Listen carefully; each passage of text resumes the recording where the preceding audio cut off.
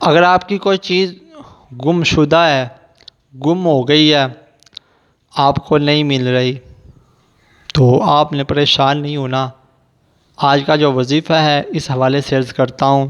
آپ کی کوئی چیز بھی گم ہو چکی ہے، چاہے وہ نقدی پیسے ہیں، چاہے آپ کا زیورات ہے، چاہے آپ کی گاڑی ہے، چاہے آپ کی دکان میں کوئی مال چوری ہو چکا ہے، چاہے کوئی بھی ایسی چیز ہے، پاسپورٹ ہے یا کوئی ایسی چیز ہے جو آپ کے لیے بہت ضروری ہے تو وہ گم ہو چکی ہے، مل نہیں رہی، تو انشاءاللہ آپ نے اس وظیفے کو کرنا ہے اور چند ہی منٹ آپ کے لگیں گے تو انشاءاللہ اللہ کی رحمت کے ساتھ آپ کی وہ گم شدہ چیز انشاءاللہ اللہ نے چاہا تو بہت جلد آپ کو مل جائے گی۔ چلتے ہیں اپنے وظیفے کی جانب۔ بسم اللہ الرحمن الرحیم۔ محترم ناظرین، السلام علیکم ورحمۃ اللہ وبرکاتہ۔ میں امید کرتا ہوں کہ آپ تمام دوست اللہ کے فضل، اس کے کرم اور اس کی رحمت کے ساتھ ٹھیک ہوں گے، تو آئیے ایک مرتبہ میں اور آپ مل کر پیارے آقا صلی اللہ تعالیٰ علیہ وآلہ وسلم کی پاک طیب طاہر بارگاہ میں مل کر درود پاک پڑھتے ہیں۔ صلاۃ و سلام علیکہ یا سیدی یا رسول اللہ وعلی آلکہ و صحابکہ یا سیدی یا حبیب اللہ۔ صلاۃ و سلام علیکہ یا نبی اللہ وعلی آلکہ و صحابکہ یا نور اللہ۔ پیارے دوستو، آپ کی کوئی بھی چیز گم شدہ ہو چکی ہے، گم ہو گئی ہے، تو ظاہری بات ہے جس کی کوئی چیز گم ہوتی ہے اسے بڑی پریشانی ہوتی ہے، اسے قرار نہیں آتا، کیونکہ اس کی وہ ضرورت کی چیز ہوتی ہے، چاہے اس کی دکان سے چوری ہوئی ہے، چاہے اس کی دکان سے غائب ہو چکی ہے، کسی نے چرا لی ہے، کسی نے آگے پیچھے کر دی ہے، کسی بھی کوئی بھی چیز ہے اس کی، ٹھیک ہے، تو اب بندہ جب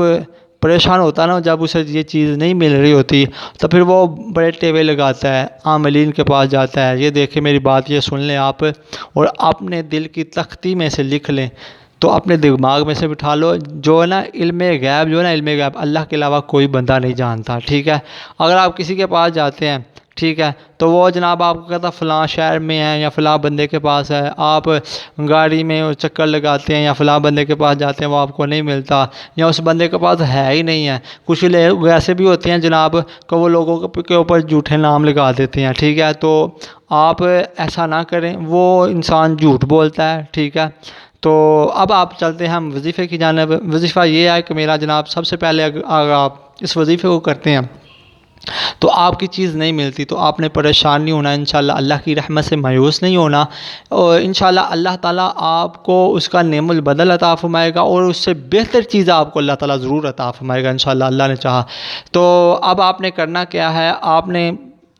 اول آخر تین مرتبہ درود ابراہیم پڑھنا ہے، اور اس کے بعد آپ نے 30ویں سپارے کی سورۃ طارق ہے، ٹھیک ہے، اس کی آیت انہ علی رجعہ لقادر، ٹھیک ہے، میں پھر دہراتا ہوں، انہ علی رجعہ لقادر، اس کو آپ نے 111 مرتبہ پڑھنا ہے اور 7 دن آپ نے اس کو مسلسل پڑھنا ہے، ٹھیک ہے، 7 دن آپ نے بلا ناغہ اس کو پڑھنا ہے۔ تو اس کے بعد آپ نے جب اس وظیفے کو کرنا ہے نا تو تنہا کرنا ہے، وضو کر کے آپ نے اس وظیفے کو کرنا ہے، تو قبلہ رو منہ کر کے آپ کرنا ہے۔ اس کے بعد آپ نے دعا کرنی ہے، انشاءاللہ اللہ کی رحمت کے ساتھ آپ کی وہ گم شدہ چیز انشاءاللہ اللہ نے چاہا تو بہت جلد مل جائے گی انشاءاللہ۔ میں اس یقین سے اپنی ویڈیو کا اختتام کرتا ہوں کہ کہتے رہتے ہیں دعا کے واسطے بندے تیرے، کر دے پوری آرزو ہر بے کسو مجبور کی۔